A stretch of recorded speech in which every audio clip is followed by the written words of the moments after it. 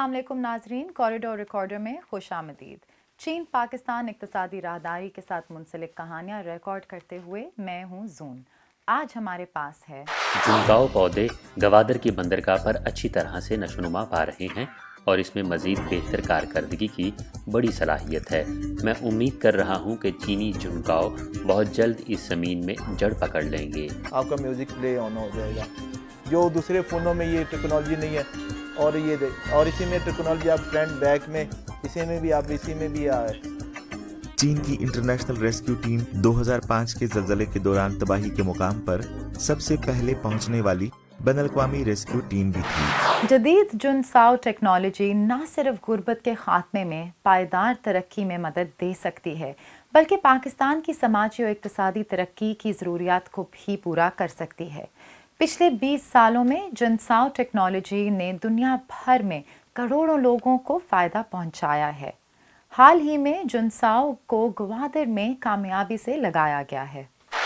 पाकिस्तान में जुनकाओ टेक्नोलॉजी के इस्तेमाल और फ़रोग़ को समझते हुए हम मुल्क से गुर्बत के ख़ात्मे के मंसूबे पर अमल दरामद करते हुए एक खुशहाल और तरक्की याफ्ता पाकिस्तान बनाएंगे।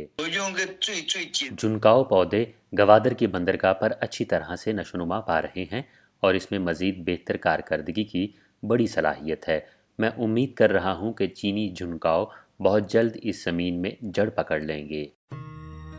जिनकाओ टेक्नोलॉजी एक ऐसी टेक्नोलॉजी है जो लकड़ी के लिए घास की जगह लेकर तैयार की गई है। इसकी कम माहौलियाती ज़रूरियात हैं और ये एक आला पैदावार का आला मयार का चारा है। इसे बतौर कल्चर मटीरियल और फीड इस्तेमाल किया जा सकता है। ये एक रेगिस्तानी अमल की रोकथाम और कंट्रोल टेक्नोलॉजी है। मिट्टी और पानी के तहफ़्फ़ुज़ के लिए घास की बेहतरीन इक़साम जिनकाओ टेक्नोलॉजी को दुनिया के 1100 से ज़ायद ममालिक में फ़रोग़ दिया गया है। इस वक्त जिनकाओ ने गवादर बंदरगाह की सरजमीन पर जड़ पकड़ ली है। जिनकाओ गैर मुल्की इमदाद और पायदार तरक्की के लिए बैनुल-अक़वामी तावन फोरम की 20वीं सालगिरह के मौके पर चीनी सदर शी जिनपिंग ने अपने तहनीती ख़त में कहा, मैं एक तवील अरसे से जिनकाओ टेक्नोलॉजी के बैनुल-अक़वामी तावन के बारे में सोच रहा हूँ और ये तावन गुर्बत के खात्मे, रोज़गार के फ़रोग़ से करीबी ताल्लुक़ रखता है। तरक्याती अहदाफ जैसे काबिल तजदीद वसाइल का इस्तेमाल और आबो हवा की तब्दीली ने मुकामी तरक्की और लोगों की फलाह बहबूद को फ़रोग़ देने में अहम किरदार अदा किया है और आम तौर पर तरक्की पजीर ममालिक भी इसका खैर मकदम करते हैं।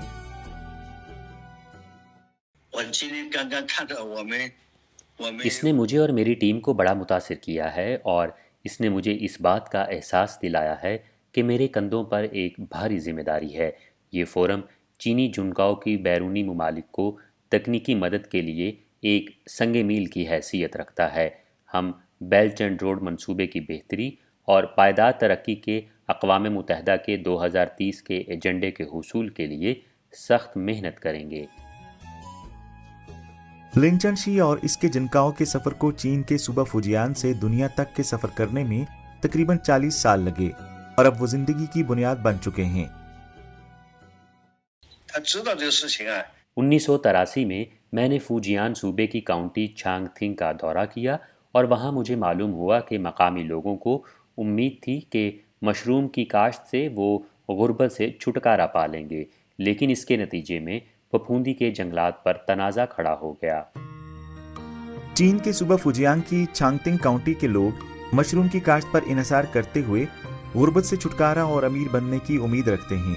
ताहम मशरूम की काश्त में आमतौर पर दरख्तों को काटने की ज़रूरत होती है, जो दरख्तों से फंगस की छड़ियाँ बनाते हैं और वो छड़ियों पर फंगस के बीज उगाते हैं। जब मशरूम उगाए जाते हैं तो वहाँ दरख्त कम होते हैं। फुजियान में 1 मिलियन क्यूबिक मीटर लकड़ियाँ मशरूम की काश्त में खाई जाएंगी। मुकामी फंगस और जंगल का तजाद इसमें नुमायां है और माहौलियात खराब हो रही है। दरअसल मैं मगरबी फुजियान में वाफिर पाई जाने वाली जंगली जुनकाओ को इस्तेमाल करना चाहता था ताकि खाने वाली फफूंदी की काश्त लकड़ी की जगह ले सके। ये जुनकाओ टेक्नोलॉजी का पहला मरहला है। तहकीक के बाद जिनकाओ की सूरज में तब्दीली की शरह वसी पत्ते वाले दरख्तों से 4 से 21 गुना है और कम से कम 300 ग्राम मशरूम 500 ग्राम घास से काटा जा सकता है। लेकिन फिर भी लिनचनशी ने दरियाफ्त किया कि मिट्टी के कटाव के नतीजे में मुकामी इलाका बंद हो चुका है और यहाँ तक कि जंगली फंगस और घास भी बहुत कम हो गई है। फिर जिनकाओ टेक्नोलॉजी दूसरे मरहले में दाखिल होती है। जिनकाओ की मसनूई पौधे लगाने और फंगस की अफजाइश के लिए फसल के तिनके का इस्तेमाल है। जिनकाओ टेक्नोलॉजी की कोशिशों की एक सीरीज के जरिए फुजियान में काबिल जिक्र नताइज हासिल किए गए हैं और ये फुजियान की काउंटी निंशिया में गुर्बत के खात्मे में तावन के मंसूबे के तौर पर भी दर्ज है। शुरू में फुजियान जुनकाओ पानी की कमी और कम दर्जा हरारत की वजह से निंशिया पहुँचे, लिहाजा हमने मगरबी इलाके की आबो हवा की खुसूसियात की बुनियाद पर घास की कई अकसाम का इंतखाब किया। ये कहा जा सकता है कि बेहतर जनकाओ में माहौल के मुताबिक ढलने की मजबूत सलाहियत है और जब तक धूप है ये बढ़ सकता है और ये मुकामी गुर्बत के मसले को हल करने का एक नया जरिया बन गया है। घास के ये पौधे लंबे, ग़िज़ाइयत से भरपूर, माहौल के मुताबिक ढल जाने वाले, फोटोसिंथेटिक और नाइट्रोजन फिक्सिंग हैं। वो अब कौमी और गैर मुल्की इमदादी मंसूबों में बड़े पैमाने पर इस्तेमाल होते हैं। ये जुनकाओ टेक्नोलॉजी का तीसरा मरहला है। जिनकाओ की मदद का चौथा मरहला 1994 में अक़वाम मुत्तहिदा के तरक्याती प्रोग्राम ने जिनकाओ टेक्नोलॉजी को चीन और दीगर तरक्याती ममालिक के दरमियान तरजीही तावन के मंसूबे में शामिल किया। 2000 में शी जिनपिंग और फिर फुजियान सूबे के गवर्नर ने पापुआ न्यू गिनी में फुजियान सूबे की इमदाद के निफाज को फ़रोग़ दिया और जिनकाओ और चावल के पौधे लगाने की टेक्नोलॉजी का मुजाहिरा किया। 2001 में चीन की पहली गैर मुल्की इमदाद जिनकाओ टेक्नोलॉजी का मुजाहिरा पापुआ न्यू गिनी में मुकम्मल हुआ। अब तक दुनिया के 106 ममालिक में जुनकाओ टेक्नोलॉजी को फ़रोग़ दिया जा चुका है और इसे अक़वाम मुत्तहिदा के पीस डेवलपमेंट फ़ंड प्रोजेक्ट के कलीदी मंसूबे में शामिल किया गया है। ज़रई पैदावार की कीमत बलूचिस्तान की मजमूई इक्तिसादी पैदावार का तकरीबन 2/3 है। सूबे की तकरीबन 60% आबादी यानी 13 मिलियन अफराद ज़रई पैदावार की सरगर्मियों से वाबस्ता हैं, लेकिन बार बार खुश्क साली और पानी के पुराने इंतज़ामी निज़ाम से ज़राअत आबादी के लिए बहुत से ख़तरात लाती है। सूबे में गुर्बत की शरह बाकी पाकिस्तान से तकरीबन दुगनी है। गवादर की बंदरगाह एक गर्म और बंजर रेगिस्तानी आबो हवा की मालिक है, जहां बारिश सालाना औसतन 60 मिलीमीटर से कम है। ज़मीन इंतहाई नमकीन है, जिसकी वजह से पौधे ना होने के बराबर हैं और जिंदा रहने के लिए हालात निहायत गैर मौजू हैं। इन हालात की वजह से यहाँ सनती सरगर्मियाँ बहुत महदूद हैं। इस सूरत हाल को तब्दील करने के लिए Gwadar green eco technology company limited माहौलियाती पौधों की 4,50,000 से ज्यादा इकसाम की अफजाइश करती है, जिनमें 4,50,000 से ज्यादा दरख्तों और झाड़ियों की इकसाम शामिल हैं और पाकिस्तान के 1 बिलियन दरख्तों के साफ और सरसब्ज पाकिस्तान के मंसूबे में हिस्सा डाल रही है। इस वक्त हम green house nursery stock breeding centre में हैं। इस सेंटर ने यहाँ के सख्त मौसमी हालात, आग बरसाता सूरज, गर्म सुनहरी रेत और बेआबो गया सहरा को यकसर बदल दिया है। बंजर और रेतले सहराए गोभी में ये एक मुतहर्रिक बाग की तर्ज पर बनाई गई बंदरगाह है, जो मुस्तकबिल में गवादर पोर्ट के मौसमी हालात के मुताबिक ढल जाने वाले पौधों की मजीद नई इकसाम की अफजाइश करेगी।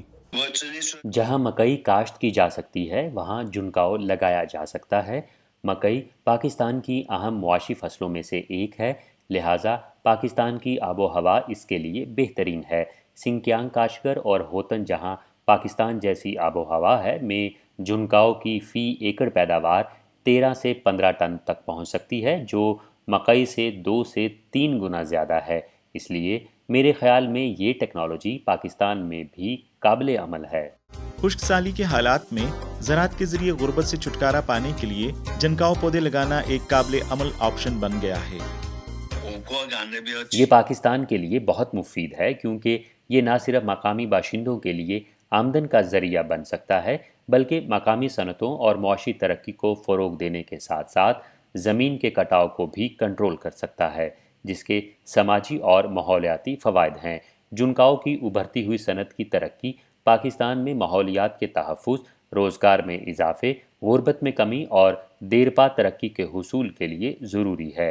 हम फुजियान, जहाँ जुनकाओ टेक्नोलॉजी का आगाज़ हुआ था, में पाकिस्तानी टीम को खुशामदीद कहेंगे कि वो आएँ और इस टेक्नोलॉजी का जायज़ा लें। लिन चंशी ने पाकिस्तान में जिनकाओ के मुस्तकबिल की तरक्की के लिए कुछ तजावीज़ भी दी। इसके लिए मकामी हुकूमतों, कारोबारी इदारों, سائنسی اور تکنیکی عملے اور تعلیمی اداروں کی مشترکہ کوششوں کی ضرورت ہے۔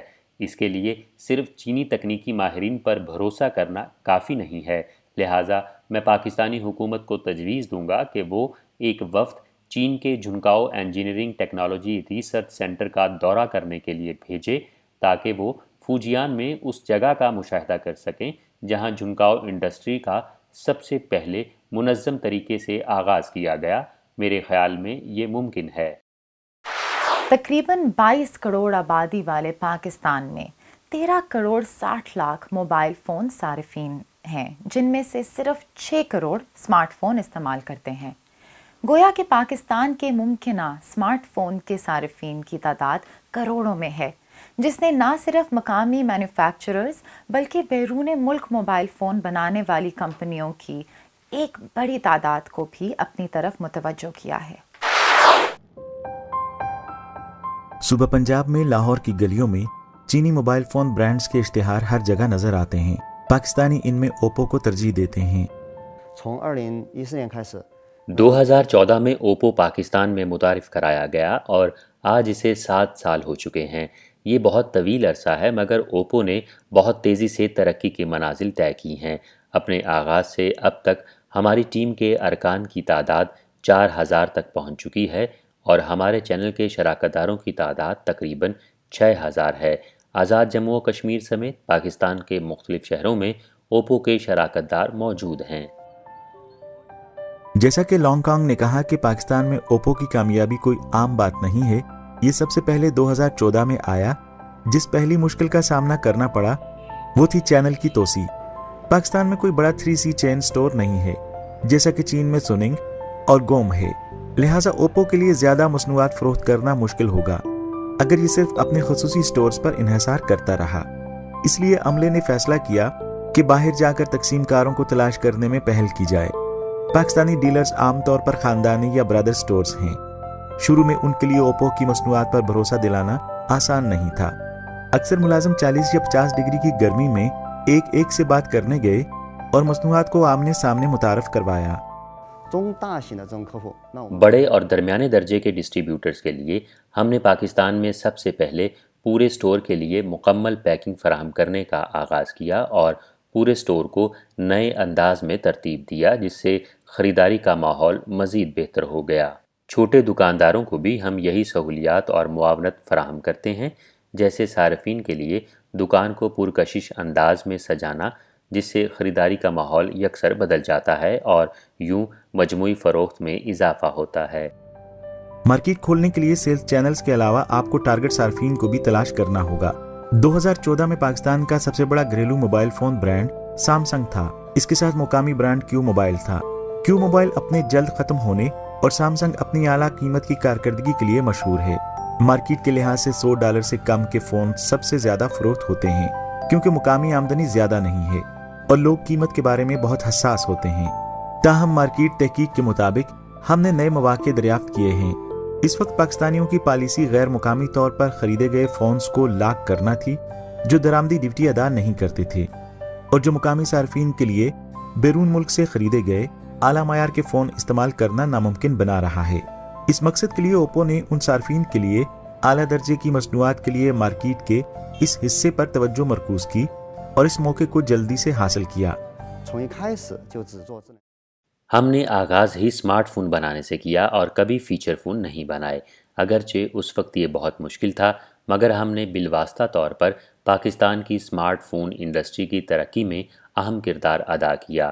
ہم نے اعلیٰ معیار کی مگر کم قیمت اور زیادہ کارآمد مصنوعات متعارف کروائیں۔ ہم نے متعلقہ قواعد وضع کیے، جیسے ادائیگی کے مختلف طریقے۔ یہ ہے وہ تبدیلی جو انڈسٹری کی رہنمائی کرتی ہے۔ ماضی میں انڈسٹری سرمایہ کی بروقت فراہمی کے مسائل کا شکار رہتی تھی کیونکہ ادائیگیاں بروقت نہیں ہوتی تھیں۔ اس قاعدے میں تبدیلی کے ذریعے ان فنڈز کے کاروبار کی رفتار تیز ہوتی ہے اور سرمایہ کا بیک لاگ کم ہوتا ہے۔ اوپو نے قیمت اور صارفین کی پوزیشننگ میں بھی ٹھوکر کھائی ہے۔ شروع میں ہم نے چین میں اپنی مصنوعات کو دوبارہ بنایا اور پاکستان میں بیچا۔ نتیجے کے طور پر چینی صارفین کی جانب سے منظور شدہ مصنوعات پاکستان میں زیادہ مقبول نہیں ہیں۔ فائنڈ 7 کو بطور مثال لیں، چین میں اس کی اچھی شہرت اور فروخت تھی۔ लेकिन पाकिस्तान में मुनासिब नहीं। आहिस्ता आहिस्ता हमने देखा है कि यहाँ सार्फिन के पास खर्च करने की ताकत महदूद है, लेकिन वो शानदार मोबाइल फ़ोन के मुंतज़िर हैं। इस वजह से पाकिस्तान में ओप्पो की अहम मसनूआत की कीमत 300 से 600 अमरीकी डॉलर्स के दरमियान है और टारगेट ग्रुप 18 से 35 साल के नौजवान हैं। उस वक्त हमने जाना कि पाकिस्तानी कहीं भी जाएं, किसी भी जगह हों, तस्वीर लेना पसंद करते हैं। इस मकसद के लिए हमने फ़ोटोग्राफ़ी और आवाज़ की तहकीक व तरक्की पर बहुत ज़्यादा सरमायाकारी की और दरमियाने और आला दर्जे की मसनूआत समेत पूरी सीरीज़ में बहुत सी मुतल्लिका सहूलियात शामिल की। मिसाल के तौर पर हमने ओप्पो की F सीरीज़ के कैमरे और गेम्स खेलने के तरीक़ाकार को बेहतर बना दिया है। इसी तरह रीनो सीरीज़, जिसमें बेहतर आवाज़ के हुसूल के लिए बहुत बड़ी सरमायाकारी है, ये सीरीज़ बेहतर आवाज़ के शौकीन अफराद की ज़रूरियात को पूरा करती है। इनके अलावा दीगर मकबूल मॉडल्स भी हैं।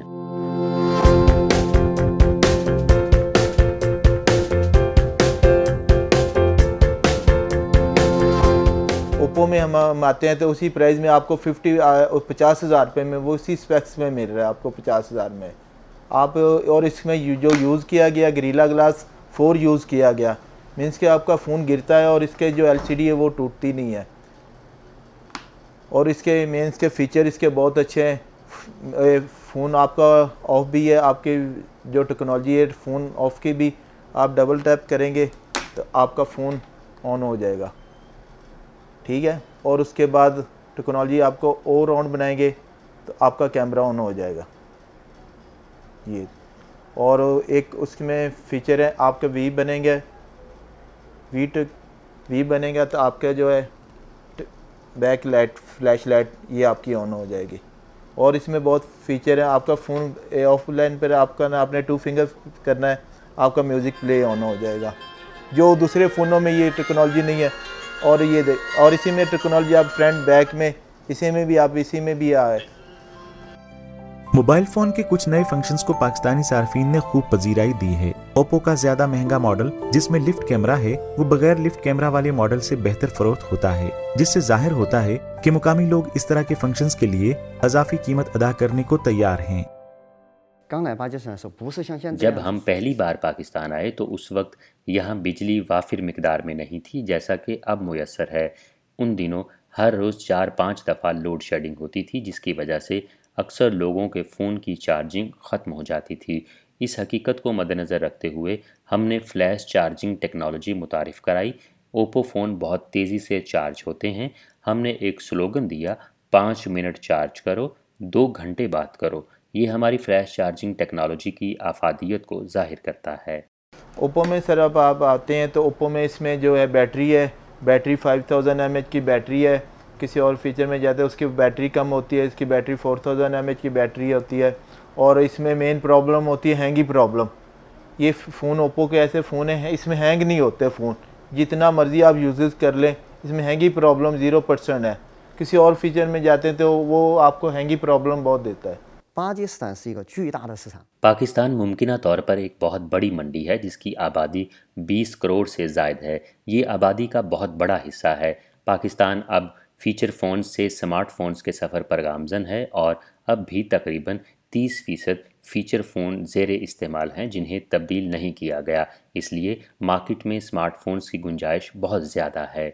इसके अलावा पाकिस्तान में अभी तक बाज़ाब्ता तौर पर 5G टेक्नोलॉजी का आगाज़ नहीं हुआ। मुझे यकीन है कि टेक्नोलॉजी की तब्दीली के इस अमल से बहुत ज़्यादा मुनाफा कमाया जा सकता है और हम इस मुनाफे को पाकिस्तानी दोस्तों के साथ भी बांटेंगे। मोबाइल फ़ोन के अलावा ओप्पो डिजिटल इंटेलिजेंस के मैदान में भी मुसलसल बेहतरी ला रहा है। इस साल हमने बाज़ाब्ता तौर पर ओप्पो की वोक फ्लैश चार्जिंग टेक्नोलॉजी के आगाज़ का ऐलान किया है जो मुस्तकबिल में ख़ुदकार सनतों में इस्तेमाल होगी। इसमें पहली चीज़ स्मार्ट चाबी है, क्योंकि जब आप चाबी लाना भूल जाते हैं तो आपको बहुत परेशानी का सामना करना पड़ता है। स्मार्ट चाबी इस मसले का हल है। दूसरा गाड़ी की रिमोट मॉनिटरिंग है, जिसकी मदद से आप गाड़ी की नकलो हरकत पर नज़र रख सकते हैं और किसी जगह पर पार्किंग के बाद किसी भी किस्म के गैर मामूली हालात की सूरत में आपको बर वक्त ख़तरे की इत्तला मिल सकती है और आप हिफाजती इक़दामात उठा सकते हैं। جو ہی پاکستانی مارکیٹ اور صارفین کو اس قسم کی ٹیکنالوجی کی ضرورت ہوگی ہم اسے فوراً پاکستانی مارکیٹ میں متعارف کروا دیں گے۔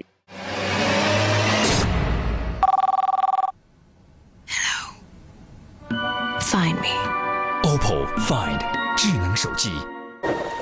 اب اوپو نے عالمی مارکیٹ میں کئی R&D مراکز قائم کیے ہیں اور تجربے کار دکانیں کھولی ہیں جو زیادہ صارفین کو راغب کر رہی ہیں۔ پاکستان جنوبی ایشیا میں ایک اہم صارف ملک کے طور پر بہتر مقامی خدمات کا بھی تجربہ کرے گا۔ مستقبل میں اوپو اپنی توجہ پاکستانی صارفین پر مرکوز رکھے گا اور مزید آگے بڑھے گا۔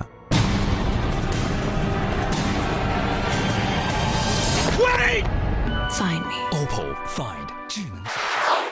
پچھلی قسط میں ہم نے پاکستان میں چین کے سابق سفیر جھانگ چن سیانگ سے شاہراہ قراقرم کی تعمیر میں پاکستان اور چین کے لوگوں کی کوششوں کا ذکر سنا اور کیسے انہوں نے اپنا خون اور پسینہ اس کی تعمیر میں ایک ساتھ بہایا۔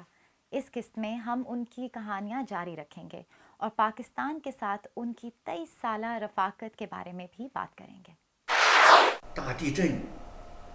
ہم اس صبح سفارت خانے میں کام پر گئے تھے اور ابھی دفتر میں بیٹھے نہیں تھے کہ کرسیاں آگے پیچھے ہلنے لگیں، زمین زور زور سے لرزنے لگی، سفارت خانے کے استقبالیے کے کمرے کی کھڑکیوں پر دراڑیں پڑ گئی تھیں۔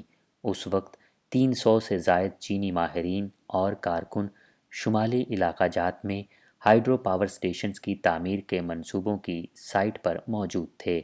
سفارت خانے نے فوری طور پر اہلکاروں اور چینی باشندوں کی حفاظت کی تصدیق کی۔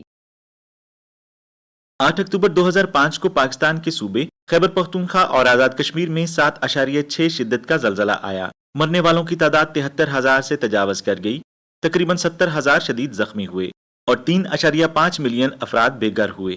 اس وقت پاکستان میں چین کے سفیر چانگ چن شیانگ نے ریسکیو کے لیے چین سے درخواست کی۔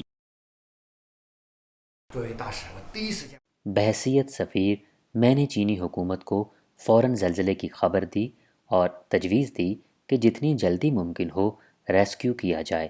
چینی حکومت کا رد عمل فوری تھا۔ انہوں نے امدادی سامان، طبی سامان، ریسکیو سپلائی، ریسکیو ٹیم اور یہاں تک کہ ریسکیو ڈاگز کے ساتھ براہ راست طیارہ پاکستان بھیجا۔ زلزلے کے دوسرے دن یعنی 9 اکتوبر کی دوپہر کے وقت چین کے امدادی سامان کی پہلی کھیپ چین کی بین الاقوامی ریسکیو ٹیم کے ہمراہ پاکستان پہنچ گئی۔ مزید برآں چین کی بین الاقوامی ریسکیو ٹیم بھی پہلی بین الاقوامی ریسکیو ٹیم تھی جو زلزلہ زدہ علاقے میں پہنچی۔ چانگ نے قراقرم ہائی وے کی تعمیر کے دوسرے مرحلے میں حصہ لیا تھا اور اس کے بعد قراقرم ہائی وے کی تعمیراتی لائن سروے میں حصہ لینے اور شمالی علاقے سے گہری واقفیت ہونے کی وجہ سے چانگ نے فوری طور پر نشاندہی کی کہ بالاکوٹ زلزلے میں سب سے زیادہ متاثرہ علاقہ ہو سکتا ہے۔ کیونکہ قراقرم ہائی وے کا روٹ بدلا جا رہا تھا اس لیے میں کئی بار بالاکوٹ جا چکا تھا۔ یہ مرکز سے زیادہ دور نہیں تھا اور ہم نے مرکز کے قریب ہر جگہ سے رابطہ کیا، صرف بالاکوٹ سے کوئی جواب نہیں آیا، لہٰذا میں سمجھتا تھا کہ بالاکوٹ زلزلے میں سب سے زیادہ متاثر ہونے والا علاقہ ہوگا۔ اس وقت چینی ریسکیو طیارہ اور امدادی سامان کی پہلی کھیپ اسلام آباد کے ہوائی اڈے پر پہنچنے میں تقریباً 2.5 گھنٹے کا وقت تھا، لیکن ریسکیو کے مخصوص مقامات اور مشن کے حوالے سے کوئی انتظام نہیں کیا گیا تھا۔ میں بے چین تھا، اتنے شدید زلزلے کے سامنے ضائع کرنے کا وقت نہیں تھا۔ میں ریسکیو کے وقت کے حوالے سے بہت پریشان تھا، چنانچہ میں نے فوراً تجویز پیش کی کہ چینی ریسکیو ٹیم بالاکوٹ جائے۔ بالاکوٹ اسلام آباد سے 120 کلومیٹر شمال میں ہے جو مرکز سے بہت قریب ہے۔ 40,000 مقامی باشندوں میں سے 10,000 سے زیادہ زلزلے میں ہلاک ہوئے۔ چین کی بین الاقوامی ریسکیو ٹیم 10 اکتوبر 2005 کو وہاں پہنچی اور فوری طور پر ریسکیو کا کام شروع کر دیا۔ چینی امدادی سامان کی پہلی کھیپ جیسے ہی پہنچی ہم نے راتوں رات پیک کیا۔ ہماری بین الاقوامی ریسکیو ٹیم سب سے پہلے بالاکوٹ پہنچی۔ مقامی باشندے، سرکاری افسران بشمول فوج میں شامل دوست سب ہمارے بہت شکر گزار ہیں۔ میرے خیال میں ہم نے دیگر بین الاقوامی ریسکیوز کے مقابلے میں اس بار بہترین اور تیز ترین ریسکیو کیا کیونکہ ہم نے ہر سیکنڈ بچایا ہے تاکہ یہ یقینی بنایا جا سکے کہ کوئی تاخیر نہ ہو۔ ہمارے ڈاکٹروں نے بھی اچھا کام کیا۔ انہوں نے ایک بچے کے جنم کے لیے عارضی طور پر کرینیوٹمی آپریشن وغیرہ کیا۔ انہوں نے 200 سے زائد زخمی لوگوں کو بچایا۔ میں زلزلے کے تیسرے دن وہاں گیا۔ اس وقت بہت سے آفٹر شاکس آ رہے تھے۔ ہم اپنے ساتھ کھانا اور پانی لائے۔ بالا کوٹ جاتے ہوئے مقامی لوگوں نے ہمیں پہچان لیا اور انہوں نے فوراً کہا، ارے ہمارے چینی بھائی یہاں ہیں۔ مقامی لوگوں نے سڑک کے کنارے ہمارے لیے تالیاں بجائیں۔ 2 گھنٹے کی تاخیر ہوئی۔ آخر کار میں گاڑی سے اتر گیا اور ٹریفک کو چلانے کے لیے عارضی طور پر ٹریفک کمانڈر بن گیا۔ چینی حکومت ان ممالک میں شامل تھی جنہوں نے اس تباہی کے دوران سب سے بڑی رقم کے ساتھ ابتدائی امداد فراہم کی۔ زلزلے کے دوسرے دن چینی حکومت نے پاکستان کے آفت زدہ علاقوں میں امدادی سامان کی پہلی کھیپ کو منظم اور فوری طور پر ترتیب دیا۔ 19 اکتوبر تک جب سامان کی آخری کھیپ روانہ ہوئی، چین نے کل 5.2 ملین امریکی ڈالرز مالیت کے ہنگامی امدادی سامان کے 9 بیچ ارسال کیے۔ میں نے 1974 میں یونیورسٹی سے گریجویشن کے بعد شاہراہ قراقرم کی تعمیر میں حصہ لیا۔ 1980 میں مجھے سفارت خانے میں کام کرنے کے لیے بھیج دیا گیا۔ بطور سفیر میرے دور میں پاکستان کو شدید زلزلے کا سامنا کرنا پڑا اور چین نے کئی بار امداد دی اور پاکستان کو امدادی سامان مہیا کیا۔ لہٰذا میں واقعی میں چین اور پاکستان کی دوستی کے بارے میں گہری سمجھ بوجھ رکھتا ہوں۔ دونوں ممالک مشکلات اور مصیبت میں ایک دوسرے کے بھائی ہیں۔ ہمیں چین اور پاکستان کی دوستی کی قدر کرنی چاہیے۔ چین اور پاکستان کی مثالی دوستی آسانی سے حاصل نہیں ہوئی۔ چین اور پاکستان نے 21 مئی 1951 کو سفارتی تعلقات قائم کیے اور 2021 کو دونوں ممالک کے سفارتی تعلقات کی 70ویں سالگرہ کے موقع پر ایک سینئر سفارتکار کی حیثیت سے چانگ چن شیانگ بھی چین پاکستان دوستی کے مستقبل کے لیے بھرپور توقعات رکھتے ہیں۔ اس سال چین اور پاکستان کے درمیان سفارتی تعلقات کے قیام کی 70ویں سالگرہ منائی جا رہی ہے۔ میں سب سے پہلے دونوں ملکوں کے درمیان 70ویں سالگرہ پر دل کی گہرائیوں سے مبارکباد پیش کرتا ہوں۔ میں اپنے پاکستانی دوستوں کو سلام کرنا چاہوں گا۔ السلام علیکم۔ چین اور پاکستان کی دوستی پچھلے 70 سالوں میں مستحکم ہوئی ہے اور یہ دنیا میں منفرد ہے۔ دونوں ملکوں کے درمیان تعلقات کو ترقی اور وسعت دی جانی چاہیے۔ اس مرحلے پر اقتصادی اور تجارتی سرگرمیاں زوروں پر ہیں۔ بیلٹ اینڈ روڈ انیشیٹو اور چائنا پاکستان اکنامک کوریڈور کے تحت بہت سے پروجیکٹس پر بہت اچھی طرح عمل درآمد کیا گیا ہے۔ میں نے کچھ پروجیکٹس کے عمل کو دیکھا ہے اور میں صورتحال سے اچھی طرح واقف ہوں۔ مجھے لگتا ہے کہ ہم ان کو احسن طریقے سے پورا کرتے رہیں گے۔ میرے خیال میں ایک اہم مسئلہ یہ ہے کہ عملی نفاذ ہونا چاہیے اور دونوں ملکوں کو مل کر کام کرنا چاہیے اور یہ یقینی طور پر مستقبل میں بہتر ہوگا۔ بلا شبہ نہ صرف معیشت کے حوالے سے بلکہ چین اور پاکستان کی پارٹنرشپ ہر طرح کے حالات میں تعاون کرنے کا نام ہے۔ مجھے امید ہے کہ دونوں ملکوں کے عوام اس دوستی کی قدر کریں گے، نوجوانوں کے درمیان تبادلے کو مضبوط کریں گے اور چین اور پاکستان کے درمیان دوستی کو نسل در نسل بڑھائیں گے۔ آج کا کوریڈور ریکارڈر یہیں تک۔ دیکھنے کے لیے شکریہ۔ ملتے ہیں اگلی بار۔